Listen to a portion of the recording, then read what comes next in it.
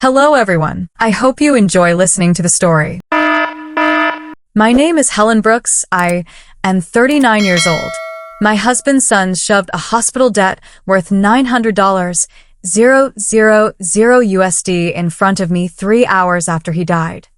They said if I truly loved him, I would sign it and leave peacefully. I signed immediately. 3 weeks later, federal agents walked into their inheritance party while they were pouring champagne. Arthur Brooks died at 4:12 in the morning after 6 months of cancer treatments, surgeries, and machines that never stopped beeping. I still remember the way his fingers slipped from mine inside that hospital room. Thin, cold, exhausted. For weeks, I slept beside him in an uncomfortable chair while his son stayed busy running his company downtown. Nathan visited twice during the final month. Kyle showed up only when cameras from the hospital charity board were around. But somehow, less than an hour after Arthur's heart monitor went flat, both of them suddenly appeared outside the ICU looking polished and prepared like businessmen arriving for a merger meeting.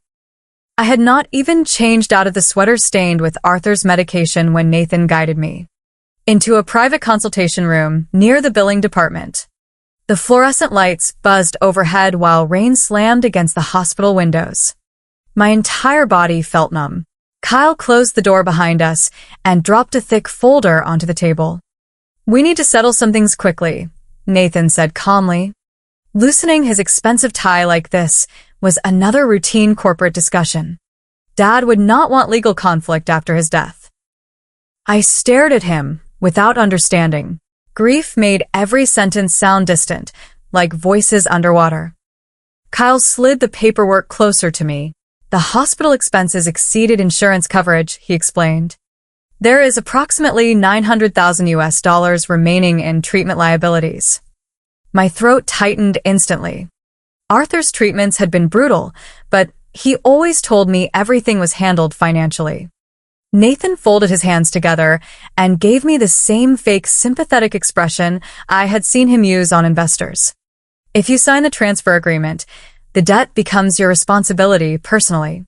In exchange, there will be no inheritance disputes. Everyone can move on peacefully." Move on peacefully. 3 hours after Arthur died, I felt something crack quietly inside my chest then. Not loudly, not dramatically. Just enough to change the way I looked at both of them forever. Kyle leaned back in his chair and sighed impatiently. "You already lived comfortably because of Dad for years," he muttered. "This is probably the cleanest solution for everybody." Nathan said nothing after that because he did not need to. The message was already clear. I was the second wife. Temporary. Replaceable. An outsider standing between them and their father's empire. Then I remembered Arthur squeezing my hand 2 nights earlier while morphine blurred his speech. He looked directly at me and whispered something strange. "If they ask you to sign anything, Helen, sign it." At the time, I thought the medication was confusing him. Sitting in that hospital room, staring at the debt papers trembling beneath the fluorescent lights, I suddenly realized he had known this moment was coming. So I signed. Immediately. Nathan exhaled in visible relief. Kyle actually smiled for the first time all day. They stepped into the hallway calling their attorney before the ink even dried. I remained alone in the room, trying not to fall apart completely. That was when I noticed a black business card sticking halfway out of Arthur's folded coat inside the personal belongings bag beside me. Federal Bureau of Investigation. Agent Daniel Ruiz. My hands started shaking as I dialed the number from the hospital hallway. The man who answered sounded calm, almost unsurprised. "Mrs. Brooks," he said quietly, "we have been waiting for your call." I met Agent Daniel Ruiz 2 days after Arthur's funeral inside a quiet coffee shop overlooking the Chicago River. The city outside looked gray and exhausted beneath heavy clouds, which somehow matched the way I felt inside. I barely slept after Arthur died. Every time I closed my eyes, I saw him lying in that hospital bed struggling to breathe while Nathan stood in the corner checking stock prices on his phone. Grief sat inside my chest like wet concrete. Heavy, cold, permanent. Daniel Ruiz did not look like the kind of man movies turn into heroes. He wore a dark coat, carried no visible weapon, and spoke with calm precision that somehow made everything feel more serious. He slid a thin folder across the table before saying a single word. "Your husband began cooperating with us 8 months ago," he said quietly. My fingers tightened around the coffee cup instantly. "Cooperating about what?" I asked. Ruiz opened the folder. Inside were photographs, bank transfers, corporate filings, and spreadsheets filled with numbers I barely understood. Nathan Brooks, Kyle Brooks, Brooks Medical Solutions, offshore shell companies, fraudulent emergency supply contracts, inflated cancer treatment invoices billed during the pandemic, millions of dollars moving through fake vendor accounts connected to overseas laundering networks. I stared at the paperwork until the words started blurring together. "No," I whispered. "Arthur would have told me if his sons were involved in something like this." Ruiz watched me carefully before answering. "Your husband tried to protect you from the investigation, but near the end, he realized his sons had moved too far beyond financial misconduct. They were laundering money through medical debt structures tied to terminal patients." My stomach turned violently. "Cancer patients?" Ruiz nodded once. "Including your husband's treatment accounts." For several seconds, I could not breathe properly. Arthur spent his final months connected to machines while his own children used the system around him like a criminal pipeline. The realization hit me so hard I had to look away from the table before I broke down completely. I remembered Nathan arguing with billing managers during Arthur's treatments. I remembered Kyle constantly pushing paperwork toward Arthur while he was too medicated to focus. At the time, I thought they were trying to help manage expenses. God, I was stupid. Ruiz lowered his voice further. "The hospital debt transfer you signed is extremely important." I looked back at him immediately. Why? He slid another document toward me. "Because that debt was already flagged internally by federal investigators. Once inheritance liability transferred into your name officially, it triggered a mandatory audit review tied to all connected accounts." My pulse quickened. "Arthur knew that." Ruiz nodded. "He anticipated Nathan and Kyle would pressure you into accepting the liability quickly. He believed greed would make them rush the transfer process before realizing the accounts were under surveillance." I leaned back slowly, trying to absorb the full weight of what Arthur had done. Even dying from cancer, He was still protecting me. still thinking 3 steps ahead while his own sons circled his company like vultures waiting for him to stop breathing. Ruiz continued explaining the investigation piece by piece. Brooks Medical Solutions had secretly inflated emergency contracts with hospitals across 3 states. Nathan controlled the financial reporting while Kyle managed shipping records through fake logistics vendors. The fraud became massive during the final 2 years. Millions disappeared through shell companies disguised as urgent medical supply payments. Arthur discovered the irregularities after internal audits stopped matching vendor inventories. When he confronted Nathan privately, his son blamed accounting software errors. But Arthur had built that company from nothing. He recognized theft when he saw it. He agreed to cooperate after he realized the fraud involved organized laundering operations, Ruiz explained. At that point, your husband understood his own company could collapse federally. I swallowed hard. Did Nathan and Kyle know he was working with you? Ruiz shook his head immediately. No. They believed Arthur was too sick to investigate anything. That nearly made me laugh. Nathan and Kyle spent so many years underestimating weakness that they failed to notice their dying. Father quietly building a federal case against them from a hospital bed. Over the next 2 weeks, I played the role they expected perfectly. I moved out of the mansion without argument. I ignored inheritance discussions. I avoided reporters outside the funeral service. Whenever Nathan called pretending concern, I spoke softly and thanked him for handling everything. The performance disgusted me, but Ruiz insisted patience mattered more than anger now. The evidence becomes strongest once they start spending publicly, He explained during one of our meetings.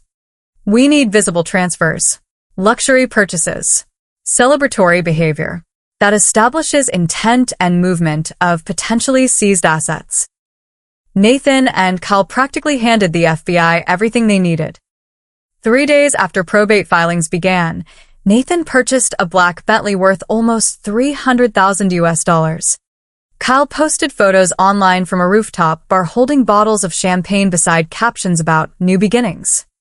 They fired Arthur's oldest employees quietly and replaced them with younger executives loyal only to money. One accountant who worked with Arthur for 20 years called me crying after security escorted her out of the building carrying cardboard boxes. Your husband would be horrified, she whispered through tears. She was right. Arthur spent decades building Brooks Medical Solutions from a tiny warehouse operation into one of Chicago's largest independent medical suppliers. He believed hospitals should never exploit sick people for profit. Watching his sons turn that company into a laundering machine would have destroyed him even without cancer eating through his body. One rainy evening, Ruiz drove me past downtown Chicago while explaining the final phase of the investigation. Nathan had rented a luxury penthouse for an inheritance celebration scheduled exactly 3 weeks after Arthur's death. Investors, attorneys, influencers, and financial partners would attend. Public displays of wealth mattered to men like Nathan and Kyle. They needed an audience to witness their victory. The moment significant assets move during the celebration, federal seizure activates, Ruiz explained calmly. Bank accounts freeze automatically. Wire transfers stop. Then we enter. I stared out the car window watching city lights blur through rainwater. Do they know any of this is coming? I asked quietly. Ruiz looked straight ahead at the traffic. No, he said. Right now they believe they already won. That night, lying alone in my small apartment, I opened social media for the first time since Arthur died. Kyle had already posted the invitation publicly. Champagne glasses, skyline views, gold lettering across black marble graphics. Brooks' legacy era. I stared at the screen for almost a minute before something unexpected happened. For the first time since my husband's funeral, I smiled. The inheritance party took place on the top floor of a glass tower overlooking downtown Chicago exactly 21 days after Arthur died. Nathan rented the penthouse for nearly $40. $000 a night, because subtlety had never interested either of his sons. The moment I stepped out of the elevator, I realized the entire event had been designed to celebrate not their father's life, but their own survival. Music pulsed softly through hidden speakers while waiters carried trays of champagne beneath crystal chandeliers taller than most apartments. The city skyline glowed behind enormous windows stretching from floor to ceiling. Giant digital screens rotated through presentations reading Brooks' legacy ERA beside photographs of Nathan shaking hands with investors. Arthur's face appeared nowhere. I stood near the entrance for a moment gripping my purse tightly while guests stared at me with carefully disguised curiosity. Most of them expected me to disappear quietly after signing the debt transfer. In their minds, I was already erased from the Brooks empire. Nathan noticed me almost immediately from across the room. He approached wearing a navy tuxedo and the same gold watch Arthur gave him after graduating business school. Seeing it on his wrist made something twist painfully inside my chest. Helen, he said smoothly, kissing my cheek for appearance only. I am glad you came. You did the right thing signing those papers. Dad would have wanted peace. Peace. That word again. Rich people always rename cruelty when they need to sleep at night. Kyle walked over carrying 2 champagne glasses and handed one to Nathan while barely acknowledging me. Honestly, this whole process went smoother than expected, he laughed. No drama. No legal fights. Exactly how family should behave. Several guests nearby smiled politely. One woman actually raised her glass toward me like I deserved congratulations for surrendering quietly. I took a slow breath and forced myself to remain calm. Arthur's final words echoed constantly inside my head now. Stay calm long enough to watch the truth arrive. The penthouse looked like something pulled from a billionaire fantasy magazine. White marble floors reflected gold lighting from the ceiling, while servers in black uniforms moved through the crowd refilling drinks every few minutes. Nathan had hired a live jazz trio near the balcony overlooking Lake Michigan. Influencers snapped photos beside giant floral arrangements shaped into the Brooks Company logo. Investors laughed loudly near the bar discussing expansion deals and future acquisitions. The entire room smelled like expensive perfume and arrogance. Then Nathan climbed onto the small presentation stage near the center of the penthouse and tapped his champagne glass for attention. The room quieted instantly. "My father built an empire through discipline and vision," Nathan announced confidently. "Tonight begins a new chapter for Brooks Medical Solutions, one focused on innovation, growth, and keeping the company inside the bloodline where it belongs." Applause spread across the room. Kyle smirked beside the stage before adding loudly, "And thankfully." Some people understood it was better to sign peacefully instead of dragging everybody through ugly legal battles. Several guests laughed softly. Nathan smiled without stopping him. That moment hurt far more than I expected, not because of the insult itself, but because Arthur would have been horrified hearing his children speak that way publicly. He spent years teaching them loyalty mattered more than wealth. Yet there they stood celebrating inheritance money while his grave soil was probably still damp from the funeral. I walked toward the balcony afterward, needing air before my emotions betrayed me. Snow drifted softly across the Chicago skyline, while traffic lights glowed below like rivers of red and gold. I remembered Arthur standing beside me on that same balcony years earlier, during a charity gala. He wrapped his coat around my shoulders because I forgot gloves that night.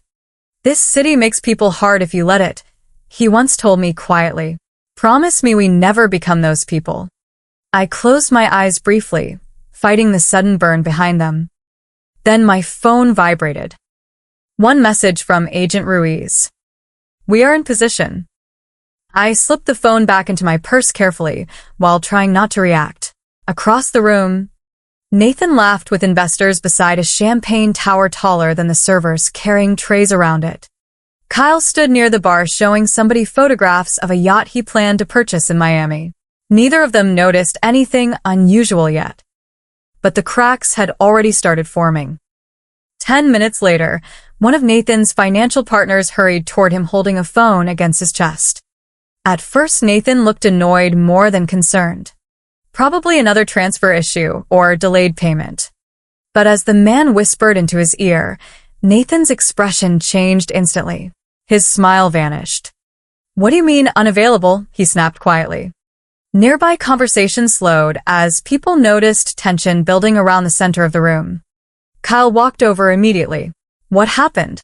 Nathan lowered his voice. "One of the escrow transfers failed." Kyle rolled his eyes. "That is it? Banks freeze temporarily during high movement all the time." He grabbed another drink and laughed it off. But less than 2 minutes later, 3 more phones started ringing across the penthouse almost simultaneously. One investor cursed under his breath while staring at his screen. Another woman stepped away from the crowd speaking rapidly into a headset about frozen wire confirmations. Near the bar, somebody muttered something about federal review flags appearing on pending transactions. The energy inside the penthouse shifted so quickly it almost felt physical, like oxygen slowly disappearing from the room. Nathan pulled out his own phone again. This time, I saw a genuine panic flicker across his face for the first time in my life. "No," he whispered. Kyle moved beside him, reading over his shoulder. "What the hell is this?" he demanded louder now. Guests nearby began checking their own accounts and messages nervously. Conversations dissolved into confusion. Music still played softly in the background, but nobody listened anymore. Then every television screen inside the penthouse suddenly went black. The jazz trio stopped playing mid-song. The elevator doors opened at the far end of the room, and federal agents stepped out one by one wearing dark jackets marked FBI across the chest. The entire penthouse fell silent. The silence after the elevator doors opened felt almost unreal. 1 second earlier, the penthouse had been full of laughter, clinking champagne glasses, and arrogant speeches about legacy. The next, every conversation collapsed into frightened whispers while a line of federal agents walked calmly across the marble floor toward the center of the room. Agent Daniel Ruiz led them with the same cold composure he carried the first day we met at the coffee shop. Behind him came IRS investigators, financial crime analysts, and 2 federal marshals carrying sealed evidence cases. Nobody moved. Even the waiters froze beside their trays. Nathan recovered first, or at least tried to. He straightened his tuxedo jacket and forced a tight smile onto his face before stepping toward Ruiz. "There has to be some misunderstanding," he said loudly enough for the room to hear. "This is a private family event." Ruiz stopped directly in front of him and removed a thick folder from beneath his arm. "Nathan Brooks," he replied evenly. "This is now a federal seizure site connected to an ongoing financial crimes investigation." Every color disappeared from Nathan's face. Kyle laughed nervously from beside the bar. "Come on," he said. "This is insane. You cannot just walk into a private penthouse because of accounting errors." One of the IRS agents handed him a document without speaking. Kyle scanned the first page and immediately stopped smiling. His hands actually started shaking. Guests began backing away slowly as if financial fraud might somehow spread through physical contact. Ruiz turned toward the room and spoke with sharp clarity. "All accounts associated with Brooks Medical Solutions, Brooks Logistics Holdings, and affiliated shell corporations have been frozen pending federal review. No funds may be transferred, concealed, withdrawn, or redistributed effective immediately." The words echoed through the penthouse like gunshots. Somewhere behind me, a woman whispered, "Oh my God." Another investor grabbed his phone and cursed loudly after discovering his pending wire transfer had vanished from the system entirely. Nathan finally snapped. "This is harassment," he barked. "We have attorneys standing right here." Ruiz barely blinked. "Good," he replied calmly. "They can explain why terminal cancer treatment accounts were used to launder fraudulent emergency medical contracts." The room exploded into noise after that. Questions, shouting, panic. Guests rushed toward elevators while others desperately called banks and lawyers. One investor nearly knocked over a server while trying to leave the penthouse fast enough to avoid being associated publicly with the Brooks family. Meanwhile, the giant champagne tower behind Nathan still stood untouched beneath golden lights like some ridiculous monument to greed. Kyle suddenly pointed directly at me. "She knew," he shouted. Every head in the room turned instantly. "She signed those documents too fast. She was involved in this." His voice cracked near the end, exposing real fear underneath the anger. Ruiz looked toward me briefly before answering him. "Mrs. Brooks cooperated legally after inheriting flagged liability transfers connected to federal surveillance." Nathan stared at me with open disbelief. "You knew the debt was poisoned?" he whispered. I looked him directly in the eyes for several long seconds before answering. "Your father knew." That hit harder than any accusation could have. Nathan physically staggered backward, like someone punched him in the chest. For the first time all night, the confident executive mask disappeared completely. Beneath the expensive tuxedo and rehearsed speeches, he suddenly looked exactly like what he really was. A frightened son, realizing his father had seen through him long before cancer ever entered the picture. Ruiz opened another file and began reading specific charges aloud while federal agents spread through the penthouse collecting electronic devices and financial records. Fraudulent medical billing, wire fraud, conspiracy to commit money laundering, false emergency, supply contracts, manipulation of terminal patient treatment accounts. Each charge landed heavier than the last. Several guests quietly slipped toward the exits, pretending they barely knew Nathan and Kyle at all. Funny how quickly wealthy people forget friendships once federal agents appear. Kyle panicked completely after hearing the fraud counts. He grabbed his phone and attempted to smash it against the marble bar counter. But one of the marshals intercepted him instantly and pulled the device from his hands. "Do not make this worse," the marshal warned sharply. Kyle's breathing turned uneven. Sweat soaked through the collar of his white dress shirt while he looked around desperately for somebody to save him. Nobody stepped forward. Nathan tried a different strategy. He lowered his voice and approached Ruiz carefully. "Listen," he muttered, "whatever misunderstanding happened here, we can cooperate financially." Ruiz actually laughed once at that.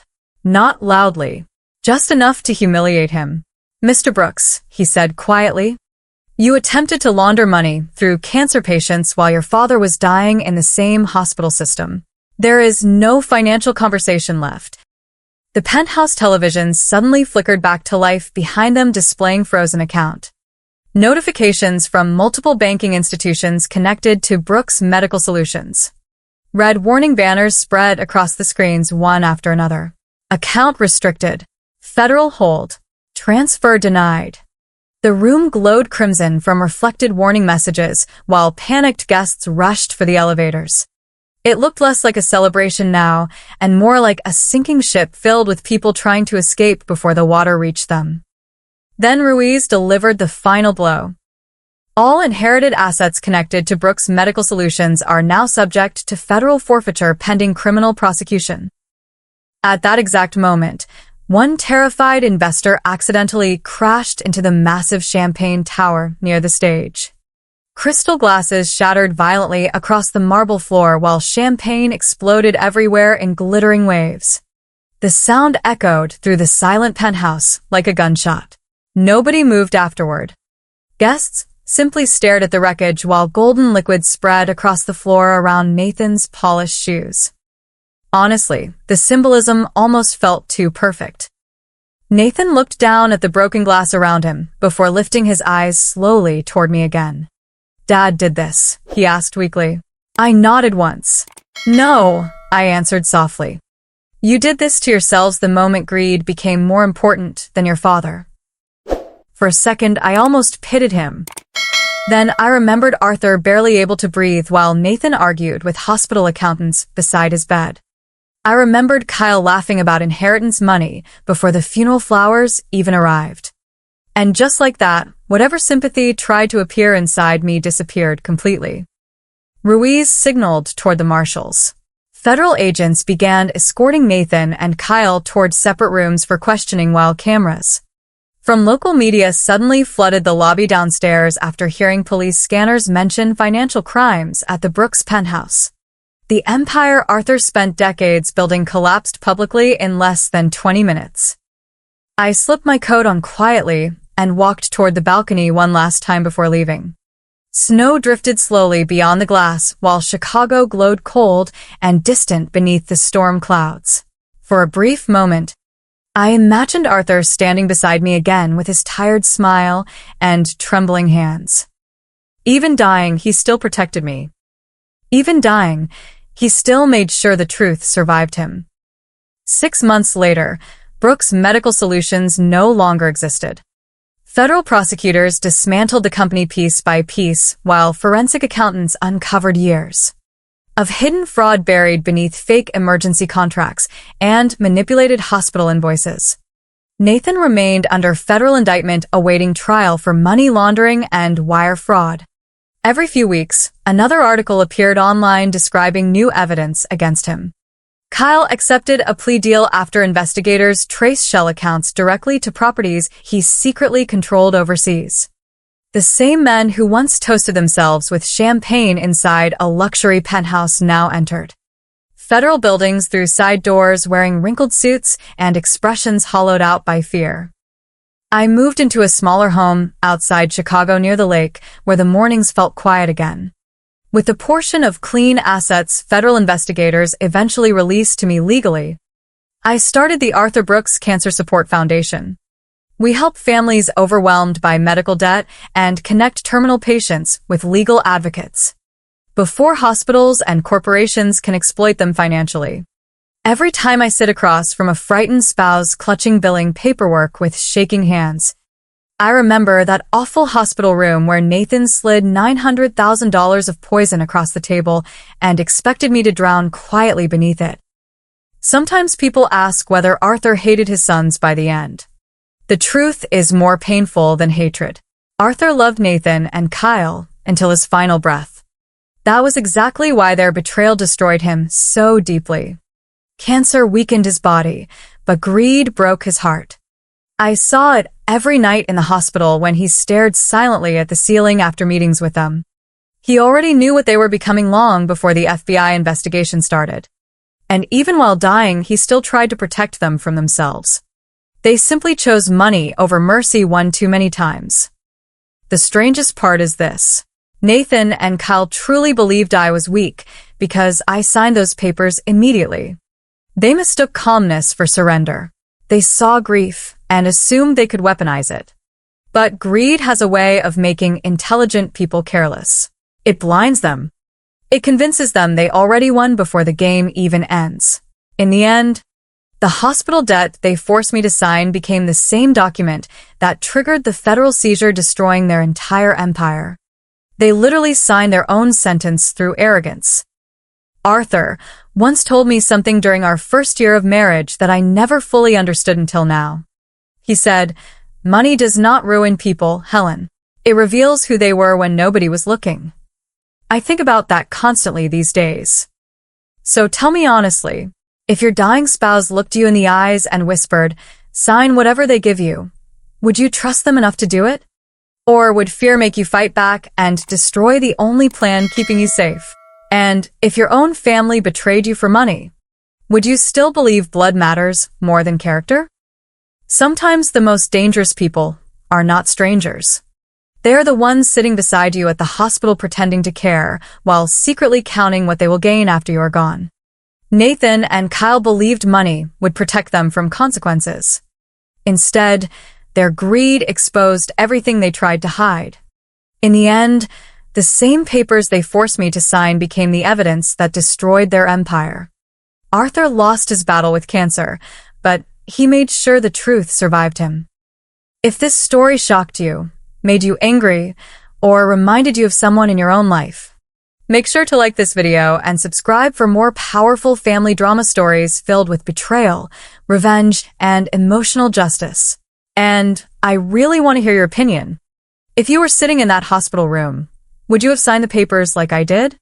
Or would you have fought back immediately and risked ruining the plan? Leave your answer in the comments below.